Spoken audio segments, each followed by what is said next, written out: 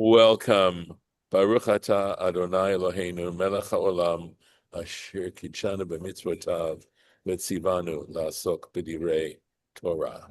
Amen.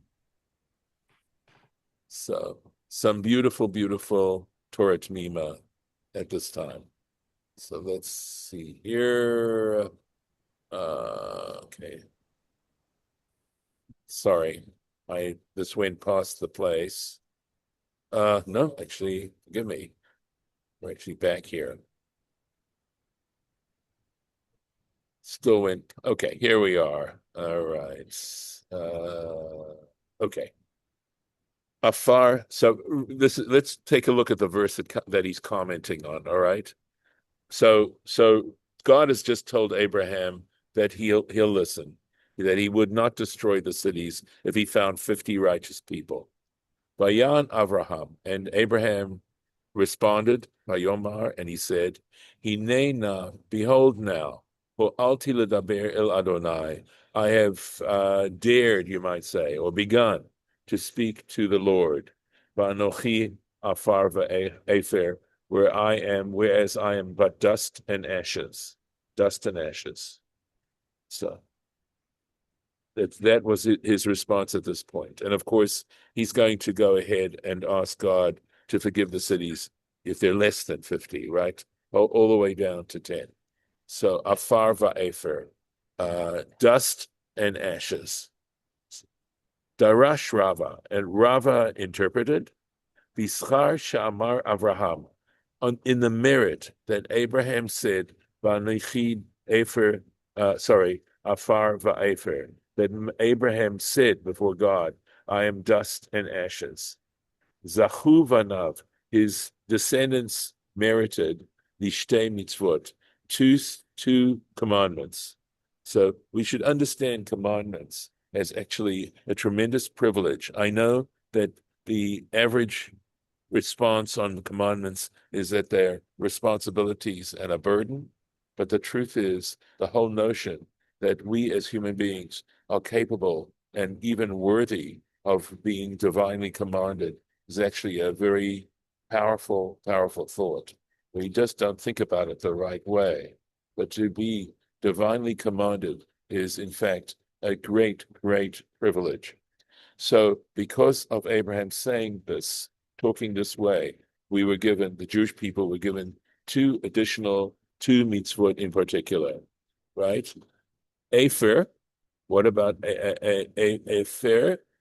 Is the ashes of Para, of the Red Heifer. So some of you, I'm sure, are familiar with this. It's in the book of Numbers, in the parsha called Chukat, where they're commanded to take a red heifer without a single blemish and to burn it, and to take the ashes of this red heifer and sprinkle it as part of the purification process of someone who's been in contact with a human corpse. So that's this mitzvah. Of course, I'm not going to go into all the details or more details regarding this mitzvah, but it's considered, of course, a chok, that is an arbitrary law, but it's a mitzvah, right? So that's the para, the efer, the Afar Sota, and the dust of the Sota, of the woman suspected of adultery. So there's that's also in the book of Numbers, which discusses what happens if a husband suspects his wife of committing adultery. It's not just simply a suspicion. It's if he's seen her go and seclude herself for a period of time with another man. And although there are no witnesses, so when you read, there's actually a tractate in the Mishnah that deals with this particular subject. In fact, there's even a tractate in the Talmud where they analyze this. But if you read about it, you'll see that there are reasons for such a suspicion. So it's a very unusual situation because it's trial by ordeal in a way. And of course, that is not the way Jewish law operates 99.9% of the time. This is, as far as I know, the only example of a situation where there's a trial by ordeal. Ulechashef nami. So the Gemara in Sota, this is from the Tractate Sota, page 17a, suggests, because it's really rigorous in its logic, and it says, well, you should count also, lechashev nami, also should be included, Efer Kisui Hadam, right? Sorry, Afar Kisui Hadam. Forgive me. The dust where you're supposed to cover up the blood. So, for example, when you slaughter an animal for kashrut, you're supposed to take the blood and cover it up with dust. Okay. So the Gemara answers that objection. Hatam, in that particular case, hechsher mitzvah ika, right? There, in that case, there is the hechsher. It means to make the mitzvah acceptable. We have it. Hana'ah, however, there is no benefit. There is no personal benefit from the other examples. So I believe we'll see that in the case of covering the blood of the animal, since it's being killed for kashrut purposes, we get the benefit of eating the animal. I think that's what it's referring to. I did prepare this, but we'll take a look and see if that's clarified there. I can also check. I do have an English translation of this part of the Torah Temimah. I do not have a translation that I don't know of one that exists of this particular section here. But let's take a look at this. Okay, so here we go. So they are referring to the fact, I am correct, that in the case of covering the blood of a slaughtered animal, says the debelav kisui nami have mishtere basar. He's saying that even if you don't cover the blood, nevertheless, the flesh of the animal is still permissible. Yeah.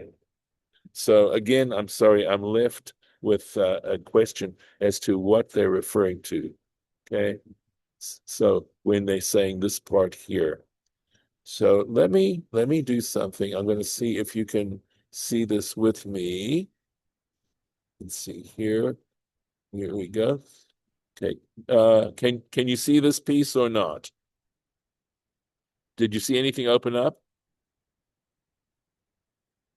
Okay, so the way the translator says, he says, in that instant, so I think he must be talking about covering the blood. In that instance, this is the translation I'm reading, the dust serves only as a complement to the mitzvah, but does not provide benefit for its performer, for the flesh may be eaten even if the blood isn't covered. That's what I have as a translation. So in this particular case, Kisui Hadam is what they're referring to, right? So it's a complement to the mitzvah. However, there's no direct benefit because you can still eat the meat.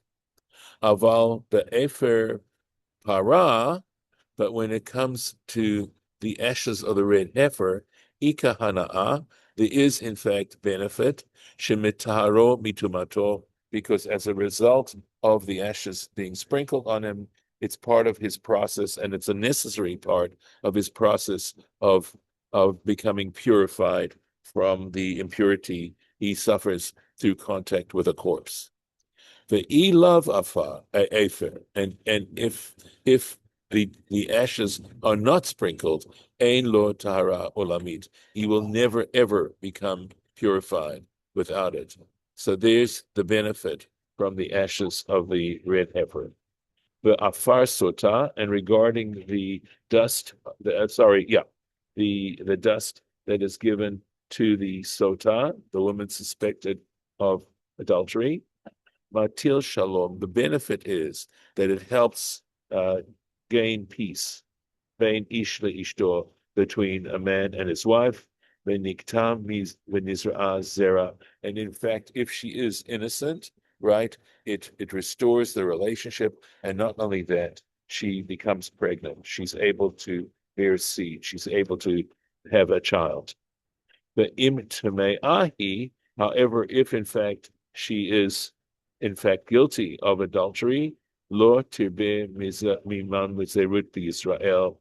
In that case, we aren't going to have mamzerut, that is illegitimate children. The definition of illegitimacy in Jewish tradition is that it's the result of an illegitimate relationship. So, for example, incest, relationships that are forbidden by the Torah, incest, that the child of an incestuous relationship is considered a mamzer, and of course, from adultery, because that's also forbidden. So the product of an adulterous relationship is in fact considered a mamzer. Before I go on, let me raise a possible question, which I don't think he raises here, interestingly enough. Well, I think that's why when David had relationship with Bathsheba, the babe, she became pregnant. That's how they realized that he had relationships with her, or Uriah knew that he had, all right? But that child died. It still raises questions because subsequently, of course, he does marry Bathsheba, and he does have a child, Solomon, who becomes king. But at that particular point, his marriage, what happened was, unfortunately, David was also guilty of, in a sense, murder, and this is discussed in the Talmud, because obviously it raises all kinds of problems. But of course, she was widowed at that point, and he married Bathsheba at that point. And of course, Nathan, the prophet, comes and accuses him. There's a wonderful story about how Nathan comes after he marries Bathsheba, and how Nathan accuses David of what he's doing. And I will tell you this, from that point on, David suffers a lot in his kingship. If you read the book of Samuel, the second book of Samuel, which discusses David's reign, you'll see that after this particular incident, he has a lot of problems, very, very serious problems for the rest of his life. So there is accountability there. It's a very interesting and profound story. So going back into this, so we now know the benefit from both the ashes of the red heifer and the dust that is given in the water that the Sota has to drink. And likewise, if there are fewer mamzerim, there will be peace and benefit to the world, or, well, yes, the world. But ani, right? And as for me, now this is Torah Temimah, Baruch Halevi Epstein speaking personally. But ani tameh, I am surprised. Ma she'amar hatam hana aleka, the fact that it says, in Sota, that there is the reason why the dust of the Sota is not, or of the Sota is not mentioned. Okay. That why they say there is no benefit. So let me make sure that's what it is. Yes. Let's see, I want to make sure I've got the same. Yes, sorry. They're talking about Kisui Hadam. Forgive me, that they're talking about that there is no benefit for Kisui Hadam, for covering the blood of the slaughtered animal. Right? Halo zachut mitzvah ba'alma. He says the benefit of performing a commandment, that alone, gamken zachutu, it's still a benefit. Every time you perform a commandment, whether positive or negative, and certainly for positive commandments, there's the benefit of actually performing the commandment. Now, you don't have to worry about subsequent benefits. The very performance of the commandment is a benefit. Ukemoshe katav sof Masechet Makot, and as is written actually at the end of the Tractate Makot, Ratzah, this is what it states. Ratzah HaKadosh Baruch Hu lizchot et Yisrael, that the Holy One, blessed be He, wanted to ascribe merit to the Jewish people. Lefichach irba lahem Torah u'mitzvot.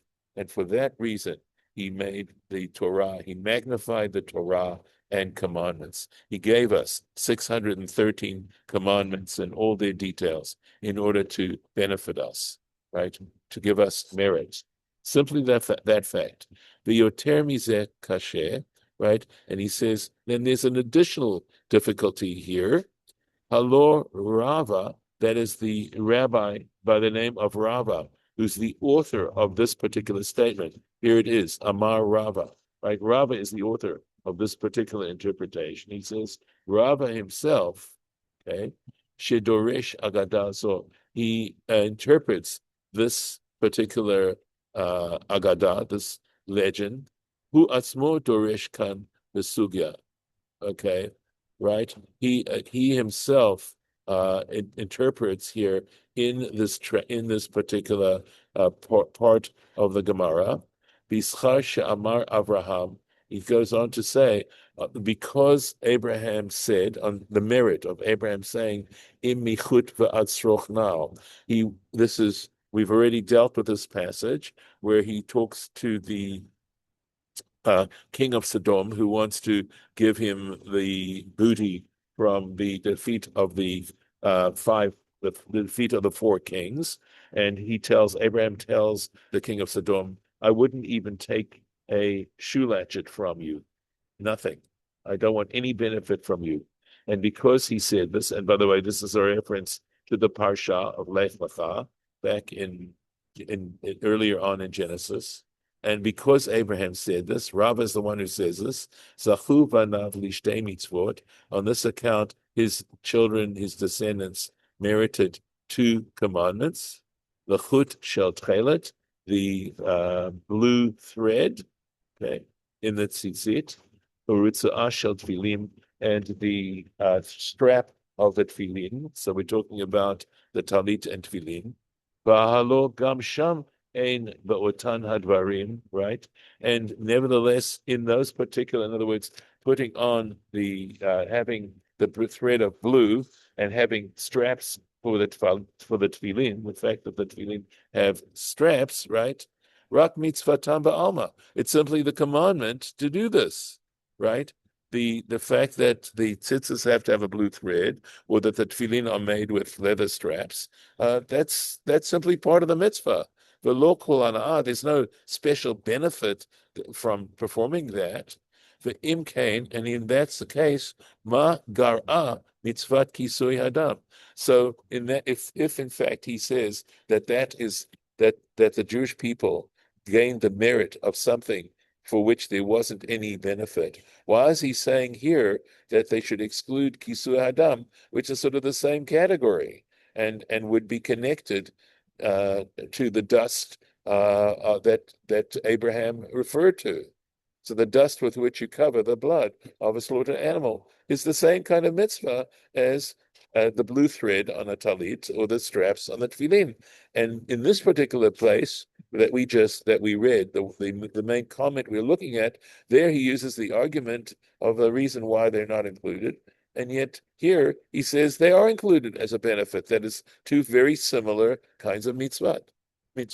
So that's the difficulty he has, right? Okay. V'tzarich lomar, so we have to say, hakavana, that the intention is, de kevan de chalukahi mitzvot Kisui Hadam mi mitzvot Efer Para, that because there's a difference, right?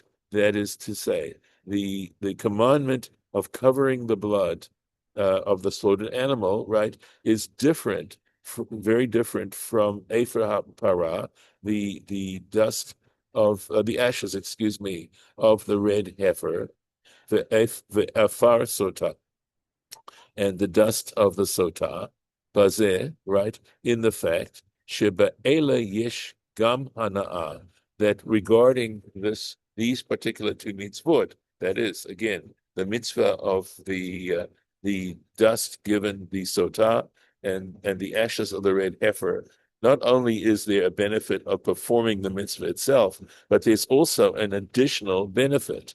But in covering the blood, leka hana'ah, there is no additional benefit. That's the point.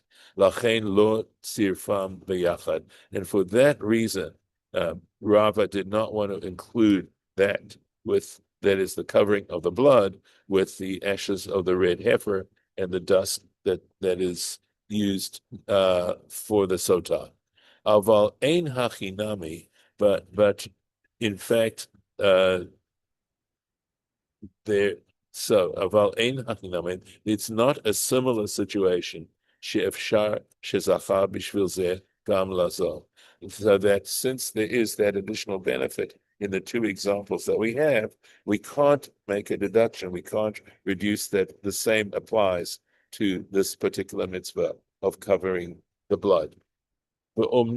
However, tame'ani, I'm still surprised, right? Lama lo tiretz b'pshitut tam, right? Why didn't he simply explain very straightforwardly the reason, ma shelo chashiv mitzvat Kisui Hadam? Why doesn't he explain why he did not in a more straightforward way? Why didn't he explain in a more straightforward way why he didn't include the covering of the blood?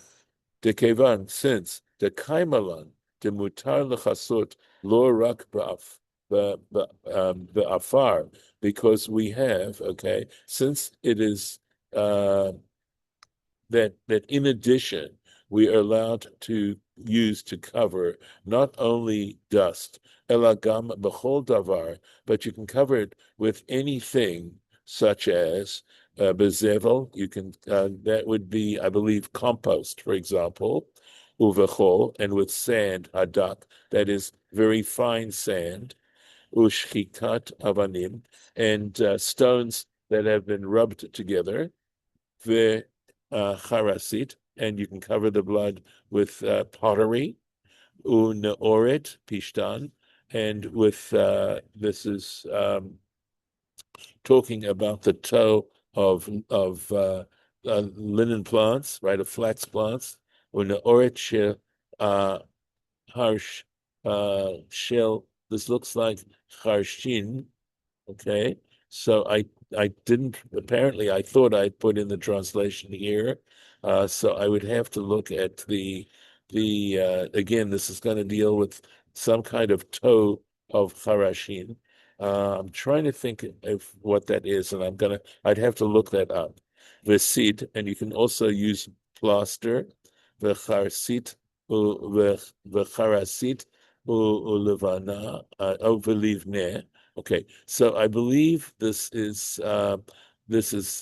types of kinds of sawdust, right? Livne, I believe, is poplar, like a poplar tree. The od kamadvarim and other similar things. In other words, it isn't only with dust that you have to cover the blood, but you actually can cover the blood with all these other kinds of materials. And that would be a good reason why he wouldn't include this particular mitzvah. Because this doesn't apply the Afar Para, or excuse me, the Efer Para in the ashes of the Red Heifer, the Afar Sota, or the dust of the Sota, Davkahu. That is all you can use. You have to use ashes for a red heifer, and you have to use dust to give to the sota, and you can't use other kinds of materials.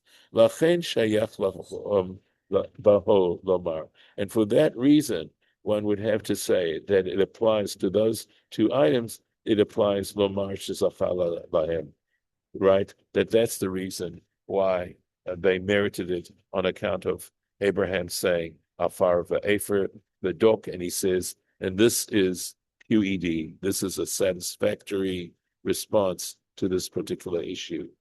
So I apologize for not having figured out the translation of this part up here, and I'll see if I have a chance to go back and take a quick look at that for next session.